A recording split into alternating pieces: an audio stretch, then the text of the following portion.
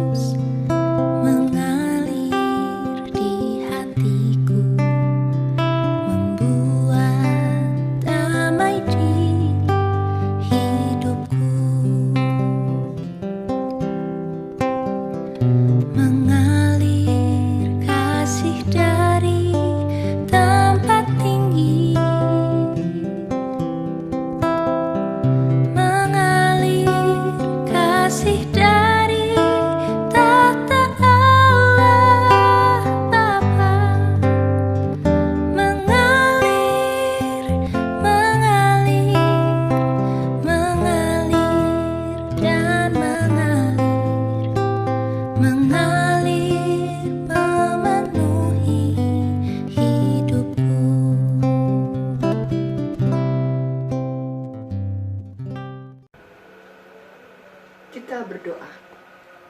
Tuhan Yesus, terima kasih telah memberi kami kesempatan kembali untuk beribadah bersama Ibu-ibu PW Ester. Walau di rumah saja, kami tetap merasakan kehadiran Tuhan saat ini. Mampukan kami untuk mengikuti ibadah ini dengan sukacita. Dalam nama Tuhan Yesus Kristus, kami mulai ibadah ini. Amin. Ibu-ibu terkasih dalam Tuhan Yesus Kristus, mari kita ikuti bersama firman Tuhan yang akan disampaikan oleh Bapak Penatua Satyanu Paramosidi. Untuk menyambut firman Tuhan, mari kita menyanyi lagu rohani, Aku Hendak Bersyukur.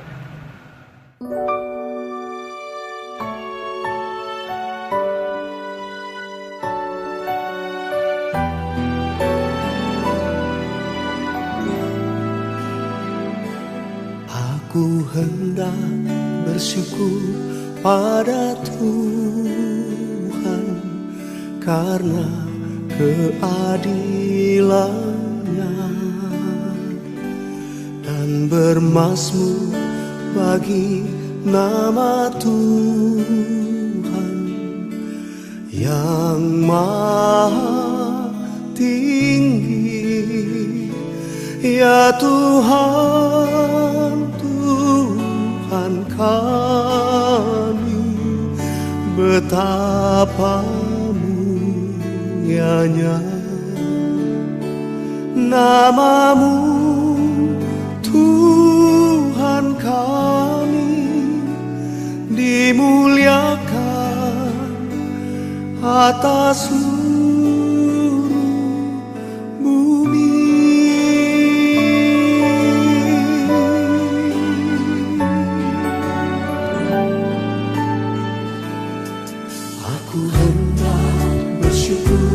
Pada Tuhan karena keadilan-Nya dan bermazmur bagi nama Tuhan yang maha tinggi. Ya Tuhan, Tuhan kami, betapa mulianya nama-Mu,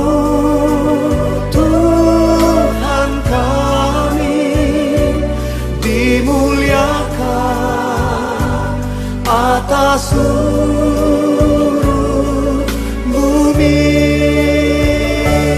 Ya Tuhan, Tuhan kami, betapa mulianya nama-Mu, Tuhan kami, dimuliakan atas seluruh bumi.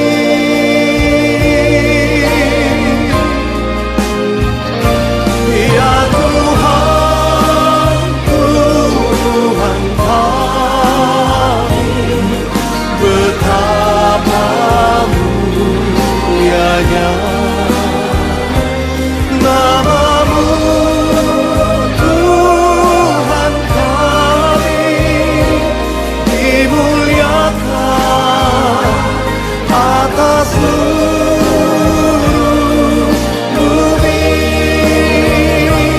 dimuliakan atas seluruh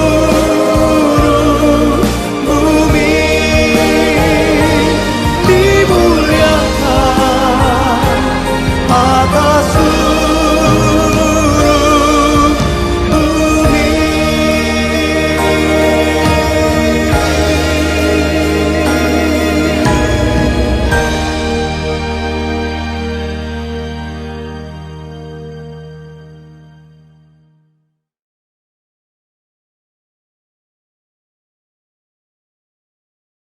Selamat malam, ibu-ibu PW Esther yang dikasihi dalam Tuhan Yesus. Shalom. Kita sudah mengalami pandemi COVID-19 dan tentu dalam menjalani kehidupan pada masa pandemi COVID-19 ini, kita sebagai orang percaya akan mengalami banyak kekecewaan. Mengalami kekecewaan dari waktu ke waktu dan dapat menggoncangkan iman kita. Apapun itu, kekecewaan tersebut mempunyai potensi untuk melemahkan kita dan menghancurkan iman kita. Ibu-ibu yang dikasihi Tuhan Yesus, padahal kekecewaan itu adalah cara Tuhan agar kita belajar bagaimana mengatasi kekecewaan dalam kehidupan ini. Itulah sebabnya sangat penting bagi kita untuk mengenali kekecewaan-kekecewaan itu terlebih dahulu. Belajar untuk tetap berada di jalur yang benar dan menanganinya saat itu kekecewaan itu datang. Pertama, jika kita kecewa pada diri sendiri, jangan sakiti diri sendiri. Akuilah itu. Mintalah pengampunan dan lanjutkan kehidupan. Segeralah melepaskan kesalahan-kesalahan dan kegagalan-kegagalan kita, rasa sakit, penderitaan, dan dosa-dosa kita. Kekecewaan yang paling mengganggu kita biasanya adalah yang disebabkan oleh orang lain. Karena itu, serahkanlah kepada Tuhan dan kita lanjutkan kehidupan kita. Alkitab berkata, ya, kita lihat Alkitab dalam Ulangan 29 ayat 29 berbunyi demikian. Hal-hal yang tersembunyi ialah bagi Tuhan Allah kita. Tetapi hal-hal yang dinyatakan ialah bagi kita dan bagi anak-anak kita sampai selama-lamanya, supaya kita melakukan segala perkataan hukum Taurat ini. Jadi, kalau ada hal-hal yang tersembunyi itu hanya untuk Tuhan, tetapi hal-hal yang dinyatakan itu bagi kita dan bagi anak-anak kita. Kekecewaan hampir selalu disertai kemunduran. Itu memang alami ya. Kalau kita mengalami kekecewaan, pasti kita ada kemunduran. Saat kita mengalami kerugian atau kegagalan, kita merasa menyesal atau sedih. Tetapi jika kita masih berkabung dan merasa sedih karena kekecewaan yang terjadi setahun atau beberapa tahun yang lalu, ada yang salah pada kita. Kita sedang menghalangi masa depan kita. Kita harus membuat suatu keputusan bahwa kita akan terus melanjutkan kehidupan. Kenapa? Karena kita tidak dapat mengubah sesuatu yang sudah terjadi. Apa yang sudah terjadi, ya sudah terjadi. Biarkanlah masa lalu menjadi masa lalu dan lanjutkan kehidupan kita.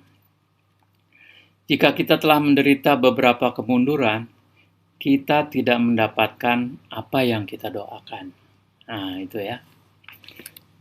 Alkitab berkata, "Kemurahan Tuhan selalu baru dan baru setiap hari." Tuhan mengetahui bahwa kita tidak sempurna, jadi Ia memberikan kemurahan dan anugerah segar dan baru setiap hari. Memang Tuhan tidak suka dengan dosa kita, tetapi Tuhan tidak secara otomatis menghakimi kita. Kita lihat Alkitab lagi ya. Alkitab berkata dalam 2 Petrus 3 ayat 9, Tuhan tidak lalai menepati janjinya, sekalipun ada orang yang menganggapnya sebagai kelalaian. Tetapi Ia sabar terhadap kamu, karena Ia menghendaki supaya jangan ada yang binasa, melainkan supaya semua orang berbalik dan bertobat. Itu ada dalam 2 Petrus 3 ayat 9 ya. Jadi kita harus belajar, pertama, mengampuni diri sendiri, dan kita harus mau menerima kemurahan Tuhan. Jika kita mau memusatkan perhatian pada hal yang baik, menjaga sikap yang baik, Tuhan akan mengambil persoalan kita yang paling besar dan mengubahnya menjadi ladang berkat kita yang paling besar.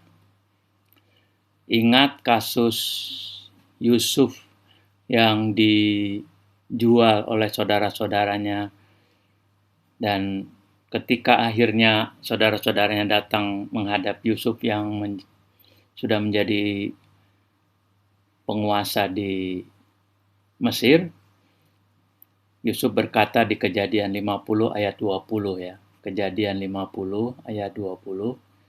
Memang kamu telah mereka-rekakan yang jahat terhadap aku, tetapi Allah telah mereka-rekakannya untuk kebaikan, dengan maksud melakukan seperti yang terjadi sekarang ini, yakni memelihara hidup suatu bangsa yang besar. Tuhan ingin mengambil kekecewaan kita dan mengubahnya menjadi sesuatu yang baru, tetapi sangat tergantung pada kerelaan kita untuk melepaskan masa lalu. Selanjutnya, pusatkanlah perhatian kita pada apa yang dapat kita ubah daripada pada apa yang tidak dapat kita ubah. Gunakanlah setiap hari dengan sebaik-baiknya. Ini bisa kita lihat dalam Matius 6 ayat 33. Tetapi carilah dahulu kerajaan Allah dan kebenarannya, maka semuanya itu akan ditambahkan kepadamu.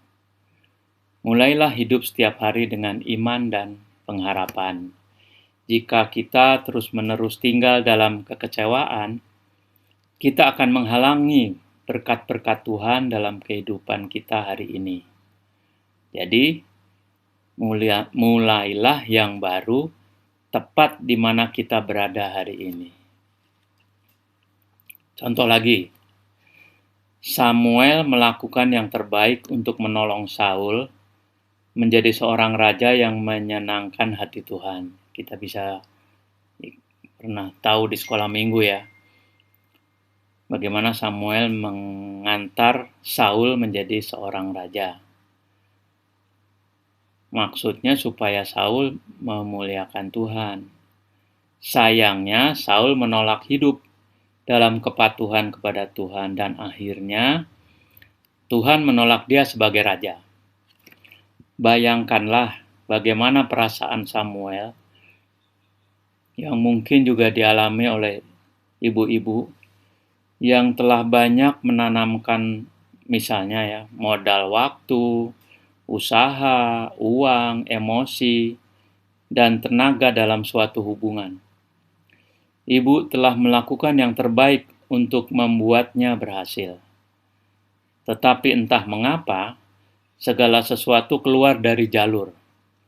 Dan sekarang ibu merasa seolah-olah telah dirampok. Pasti begitulah perasaan Samuel. Hancur, patah hati, kecewa.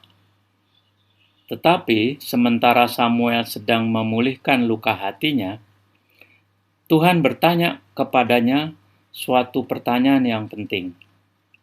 Samuel, berapa lama lagi engkau akan berkabung? Karena hubungan yang gagal itu, berapa lama lagi engkau akan berkabung karena impian-impianmu yang hancur itu? Itulah masalahnya dengan berkabung yang berkelebihan. Jadi, saat kita memusatkan pada kekecewaan kita, kita menghentikan Tuhan mendatangkan berkat-berkat baru ke dalam kehidupan kita. Sekali lagi ya, saat kita memusatkan pada kekecewaan kita menghentikan Tuhan mendatangkan berkat-berkat baru ke dalam kehidupan kita. Nah, di dalam 1 Samuel 16 ayat 1, Tuhan melanjutkan berkata pada Samuel, "Berapa lama lagi engkau berduka cita karena Saul? Bukankah ia telah kutolak sebagai raja atas Israel? Isilah tabung tandukmu dengan minyak, dan pergilah.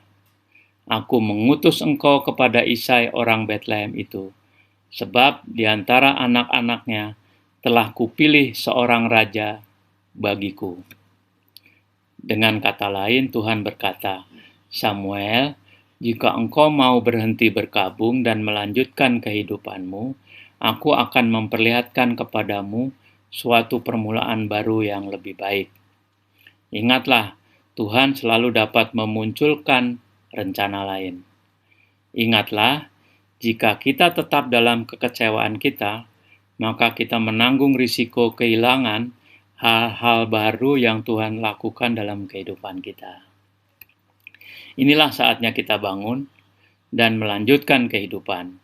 Tuhan mempunyai rencana lain bagi kita, dan rencana itu lebih baik dibanding yang kita bayangkan. Kita harus sampai pada suatu titik di mana kita percaya kepada Tuhan, bahkan saat kita tidak memahaminya. Tuhan memegang kendali. Alkitab berkata dalam Yesaya 55 ayat 9. Yesaya 55 ayat 9, "Seperti tingginya langit dari bumi, demikianlah tingginya jalanku dari jalanmu, dan rancanganku dari rancanganmu." Tuhan mengetahui apa yang sedang Ia lakukan. Ia mengetahui apa yang terbaik bagi kita, dan Tuhan selalu mempunyai rencana lain. Rasul Paulus berkata dalam Filipi 3 ayat 13-14, "Saudara-saudara, aku sendiri tidak menganggap bahwa aku telah menangkapnya, tetapi ini yang kulakukan. Aku melupakan apa yang telah di belakangku dan mengarahkan diri kepada apa yang di hadapanku, dan berlari-lari kepada tujuan untuk memperoleh hadiah, yaitu panggilan sorgawi dari Allah dalam Kristus Yesus." Dengan kata lain, Paulus sedang mengatakan, "Aku tidak akan tinggal dalam kekecewaan-kekecewaan kemarin atau kegagalan-kegagalan masa laluku. Aku tidak akan berpikir tentang apa saja yang bisa aku lakukan atau seharusnya aku lakukan. Aku meninggalkan semua itu di belakang, dan aku melihat ke depan pada hal-hal baik yang Tuhan sediakan bagiku." Itulah jenis sifat yang seharusnya kita miliki juga. Saat kita membuat kesalahan-kesalahan, rendahkanlah diri kita sendiri dan terimalah pengampunan serta kemurahan Tuhan. Bersikaplah rela untuk mengampuni diri sendiri, jangan hidup dalam penyesalan. Tuhan akan mengubah kekecewaan-kekecewaan itu. Ia akan mengambil luka-luka kita dan mengubahnya menjadi bintang-bintang untuk kemuliaannya. Dan kita menjadi berkat bagi orang lain. Terakhir, saya akan membacakan satu puisi ya. Melayani itu bukan kebetulan, tetapi panggilan. Bukan untuk jadi pimpinan, tapi jadi pelayan. Bukan karena hebat, tapi karena taat. Bukan karena mulia, tapi karena setia. Bukan karena suci, tapi karena rendah hati. Jadi, wajar kalau bosan, tapi jangan lalu meninggalkan. Wajar kalau lelah, tapi jangan lalu menyerah. Wajar kalau repot, tapi jangan lalu sewot. Wajar bila terkadang emosi, tapi jangan lalu lepas kendali. Tetap mawas diri, jangan lupa diri, bersukacitalah dan senyumlah. Kita melayani bukan supaya diakui, tetapi agar orang yang kita layani bisa merasakan kehebatan Tuhan Yesus. Walau tak dapat pujian, tapi omelan dan kritikan, kita harus siap sangkal diri, dan tahu diri dan bukan bela diri. Meskipun suasana tak hangat, tetaplah semangat, karena kita sudah jadi berkat. Amin. Terima kasih firman yang disampaikan oleh Bapak Penatua kita, Bapak Satyanu Paramosidi. Kiranya firman Tuhan itu menjadi berkat bagi kita semua Ibu-Ibu PSR, dan Tuhan memberkati Bapak dan keluarga. Dan setelah mendengarkan firman Tuhan tadi, mari kita bersama-sama kembali menyanyi dari lagu rohani Waktu Tuhan Pasti Yang Terbaik.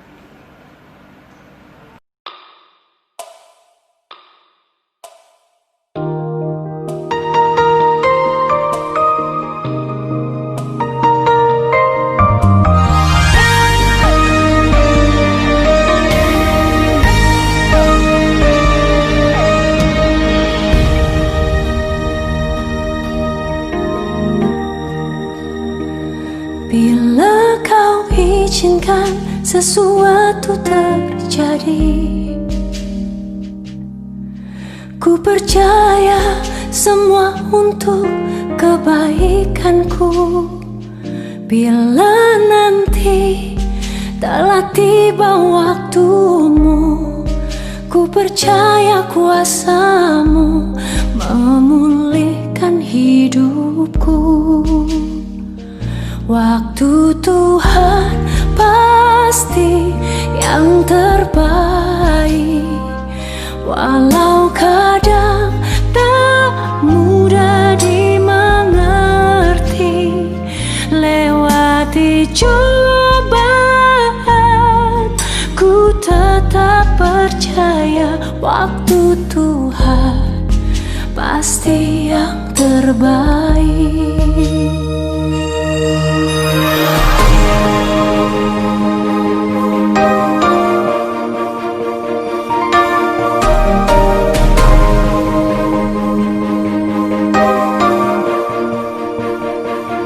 Bila kau izinkan sesuatu terjadi, ku percaya semua untuk kebaikanku. Bila nanti telah tiba waktumu, ku percaya kuasa-Mu memulihkan hidupku. Waktu Tuhan pasti yang terbaik, walau kadang tak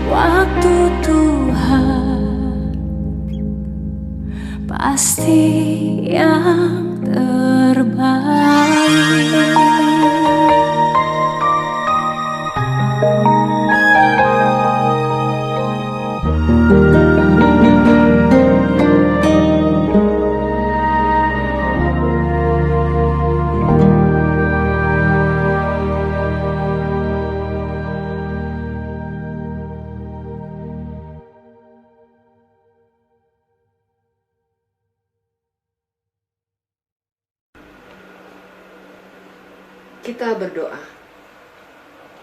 Terima kasih Tuhan Yesus atas kesempatan yang Tuhan berikan kepada kami. Dengan kerendahan hati, kini kami membawa doa syafaat ke hadapan-Mu. Ibu-ibu, silahkan menyampaikan doa syafaat masing-masing dan diakhiri doa Bapa kami.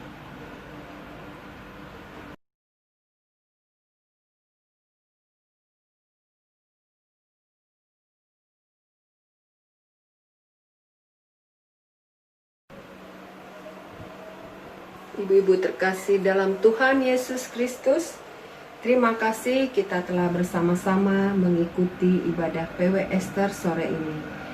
Mari kita akhiri ibadah PW Ester sore ini dengan menyanyikan lagu rohani, Kuasa-Mu Terlebih Besar.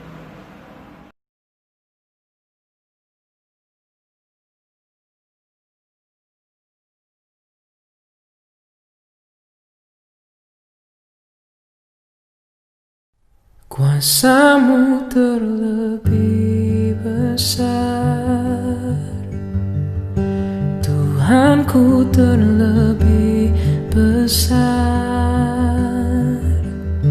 Tak pernah terlambat janji-Mu ya Tuhan, penolong hidupku.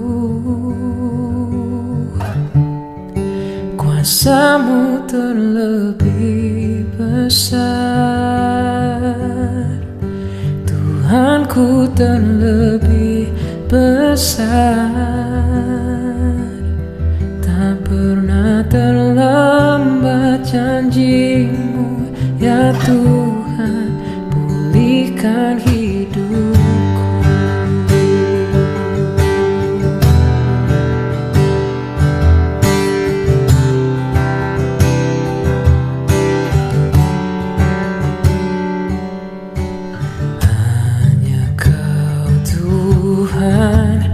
Penolongku,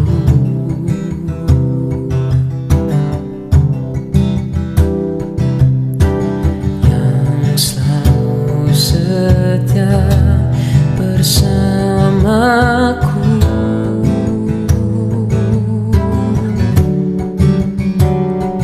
Kasih-Mu yang sanggup merubah kehidupanku. Sungguh ku berserah, sungguh ku percaya. Kuasa-Mu terlebih besar, Tuhanku terlebih besar. Terlambat janji-Mu ya Tuhan, menolong hidupku. Kuasa-Mu terlebih besar,